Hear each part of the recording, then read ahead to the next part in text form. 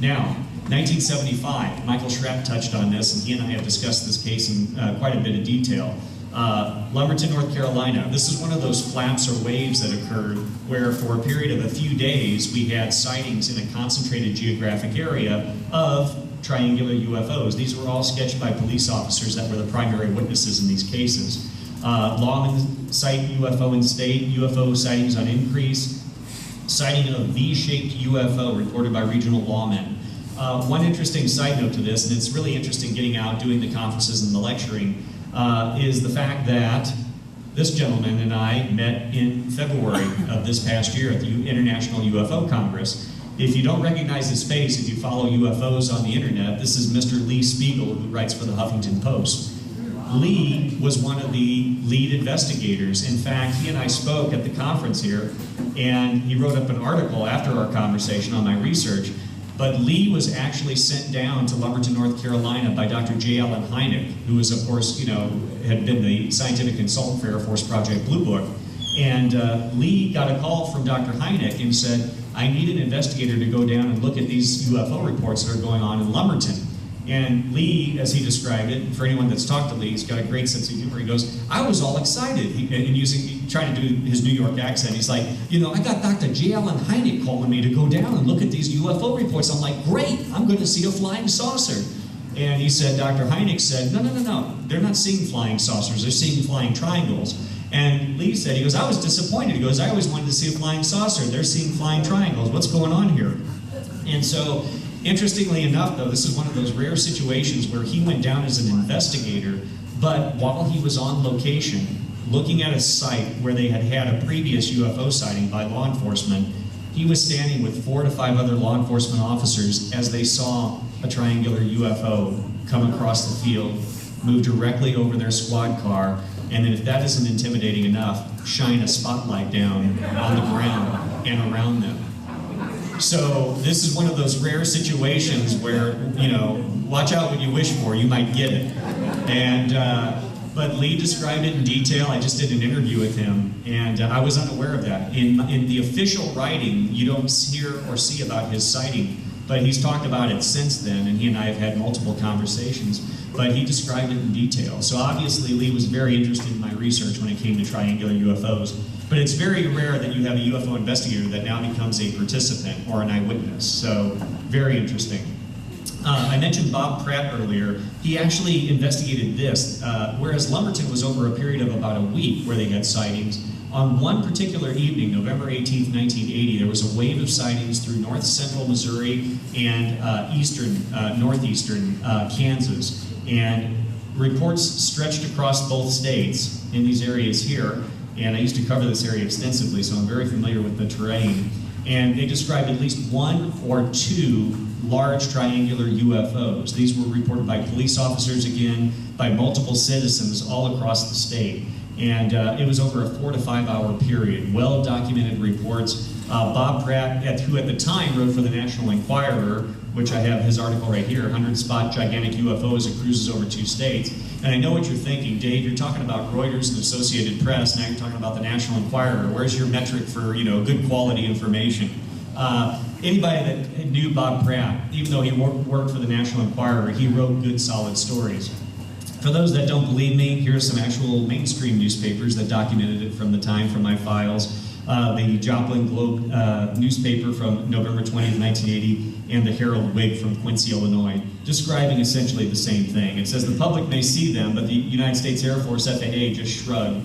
One important fact is, in reference to the FAA, they actually did track an unknown target on radar that correlated with the eyewitness testimony. So this is one of those rare instances where we had radar confirmation of the UFO. Then in Hudson Valley, in January, the Science Channel aired a series which I worked on, and we did a segment on the Hudson Valley incident. And this was a wave of sightings from 1983 to 1986 over counties in New York State as well as Connecticut.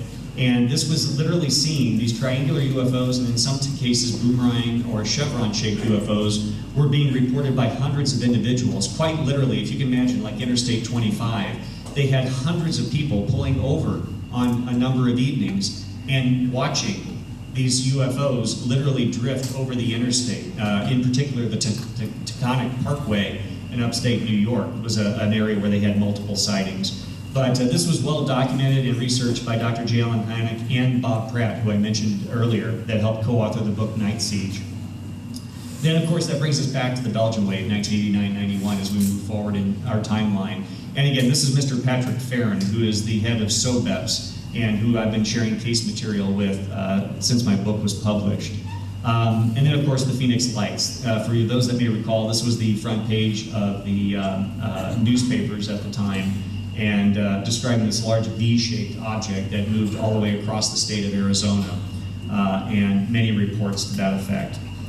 And then, of course, the January 5th, 2000 case. One that you may not recall hearing about occurred over Tinley Park, Illinois, which is just a suburb of the Chicago area. Again, as Norio mentioned in his introduction, I was the Illinois State Director for about 8 years, and was in charge of all UFO investigations for the Mutual UFO Network at that time. And we had hundreds of eyewitnesses to this fact. I talk about this in my book. My friend and a fellow researcher who actually took over the state directorship, he's still the current state director in Illinois, Mr. Sam Moranto, did an outstanding job trying to document this. Just one little side note, we had lots of witnesses, obviously, because this is a fairly congested area, as you can appreciate, in the suburbs of Chicago. But to add one more element, most of the eyewitnesses were actually leaving an Ozzy Osbourne rock concert when they saw these UFOs. There may be chemical agents that were involved, I can't say, but in point of fact, there were citizens that did not go to the Ozzy Osbourne concert that also reported the UFOs, in addition to local law enforcement. So, but I just like to mention that because they were all leaving the Tweeter Center, which was the big amphitheater at the time, and literally people were in standstill traffic watching the large triangular UFO go overhead. So, and then previous research, I just want to touch on this briefly. This was an article from Flying Saucer Review 1959. This was the first serious article devoted to triangular UFOs, significance of the unidentified deltas, and that's often how they were described in the literature from the UK at the time, and discussed some triangles being as large as 300 feet in length, very similar to the modern day reports that we're receiving. And then there was a follow-up article by the same author, Delta Volants, the flying deltas. And what's interesting about this article is it describes triangles or delta volants moving edge forward at times with the apex trailing. This is a characteristic that has been demonstrated repeatedly in the UFO literature as I've gone through these triangular UFO reports. It's one thing for us to envision a triangular aircraft, which is not a stretch of the imagination. If you look at the F-117A, the B-2, they have a rough triangular configuration. But have you ever seen one moving with the flat side as the leading edge and the apex trailing? It seems to defy conventional aerodynamic principles. In fact, in writing my book, I interviewed a couple individuals from Boeing, McDonnell Douglas, and British Aerospace to get their take on it. And they were very perplexed, needless to say. Mr. Omar Fowler, I have to mention, he was actually one of the reasons I wrote my book. He wrote 2 small monographs focusing primarily on cases from England and not going back historically as far as I did with my research. But I have to pay credit, and he was very instrumental in providing case material for my book. None of us can do it alone. We have to work as a collaborative research body. None of us have any answers, but we're all trying to gather those answers. But in going through some of my case files, there were a few surprises that really stood out, and I'd just like to share a few of those with you. One of these involved the sighting in Dexter, Michigan. This was the famous wave of UFO sightings in 1966, where the term swamp gas was coined, for those that are familiar with UFO history. And this is actually one of the original front page newspapers I have in my collection, Jackson Citizen Patriot. Air Force calls UFOs marsh gas. Well, it's interesting, in my collection I have a series of front page newspaper articles. So this was what ran one day. The next day, this was the article that ran on the front page. Oh, gas theory, hot air, say UFO sighters. So right back at you, Air Force.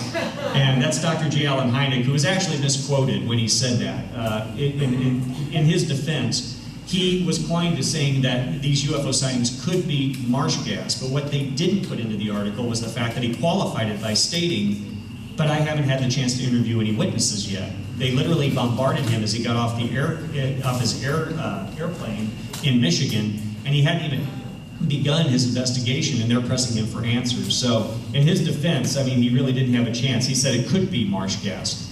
Well, this gained so much notoriety that actually Walter Cronkite did a CBS documentary, UFOs, Friend, Foe, or Fantasy, which is an interesting historical piece when you look back on it that documents the 1966 wave. That being said, though, I was really surprised in going through some of my newspaper articles because I thought, based on everything that I had heard thus far, that these were essentially disc-shaped or football-shaped, cigar-shaped UFOs.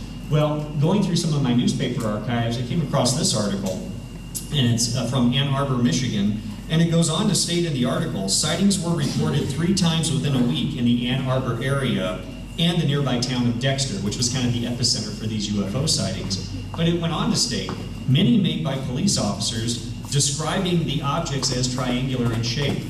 So apparently they were seeing triangular UFOs in the same time period. So much for swamp gas. That's my estimate on that whole situation.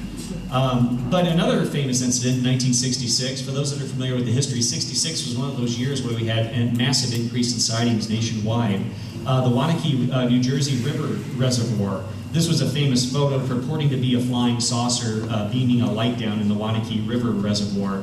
But in going through some articles, I found this, and I thought this was rather interesting. It states, on October 30th, Dr. Harry Nielsen, a dentist from Darien, Connecticut, was driving past the Saugatuck Reservoir when he described later what was described as a large triangular globe bearing red and white lights. It seemed to be hovering at a low altitude over the reservoir. That same night, other witnesses on Long Island reported seeing a low-flying triangular object, and this is what's interesting, which emitted a shrieking sound. And that's one of those weird ones that just, it doesn't fit the pattern. The areas, and it goes on to state that the areas like this are similar to other areas that have had sightings. Then it states, in the fall of 1966, police officers, civil defense officials, and many others reported seeing brilliant flying lights and triangular objects over the Wanakee, New Jersey reservoir on several occasions this fall. So, early reports from 1966. Then I found this one, and this was one I had never heard about before, and this really surprised a lot of researchers. A surprise witness that I had never known had reported a triangular UFO. Mr. Kenneth Arnold, the gentleman that was misquoted as seeing flying saucers. He had his sighting over Mount Rainier on June 24th, 1947. July 27th, 1966, he had a subsequent UFO sighting, and this one involved a triangular UFO. And Arnold states, hundreds of residents of the city, as well as myself, observed what seemed to be an enormous triangular aircraft of some sort. Even though it appeared to be at a tremendous height, its shape and form was easily discernible. And he goes on to state that officials stated, well, it might have been a balloon blowing in the wind, but Arnold stated, well, that's nice, but it was flying counter to the wind direction that day. So whatever it was under some type of propulsion or control. But I found it very interesting that Mr. Kenneth Arnold can be tied to triangular UFOs. Well, one of the individuals that is probably one of the most skeptical individuals that would ever come forward with a report of seeing one of these is this gentleman right here. This is Dr. Harley Rutledge. He was the professor of physics at Southeast Missouri State University, and he wrote a book called Project Identification. For those that have read my book, my interest started in 1973 when I was 5 years old, mainly because there was a wave of sightings around Piedmont, Missouri. And this book is the only book that really chronicles those sightings. Dr. Harley Rutledge at the time heard about this because it was garnering a lot of local media in the St. Louis as well as Cape Girardeau, Missouri area where he resided. And a lot of his colleagues were telling him, and he stated this in subsequent interviews, you know, well, you're a physicist, why don't you go down there and explain what these people are seeing? And he said, UFOs, I wouldn't touch that subject with a 10-foot pole. And later he decided, because sightings continued, interest continued, the media, it was like a media feeding frenzy down there. Television news crews were going down, newspaper reporters were going down. Well, in June 2011, we actually had an anniversary commemorating the wave of sightings in southeast Missouri. Picture of me here, the gentleman right here on the right is actually Mark Rutledge, who was the son, or is the son of Dr. Harley Rutledge. Dr. Rutledge had passed away several years earlier with Alzheimer's, but Mark was there to talk about his father's research. I considered myself well read on the case, but as you can appreciate, there's so much UFO information and we have a hard time keeping it all straight up here in our heads. I'm sitting in the front row like we have here, and Mark's standing up at the podium, and he starts recounting the tales of UFO sightings in southeast Missouri in 1973. Then he says, yeah, my dad saw a lot of unusual objects, he saw a lot of unusual lights, and then there was that large flying triangular wedge-shaped object that flew over his head. And I sat there and I'm just like, what? So I'm actually holding a copy of his dad's book. So I'm sitting there and I'm flipping to it, and sure enough, I find in the book, on chapter 8, entitled appropriately, A Terribly Strange Night, Dr. Rutledge describes his own sighting of a huge wing or flying wedge.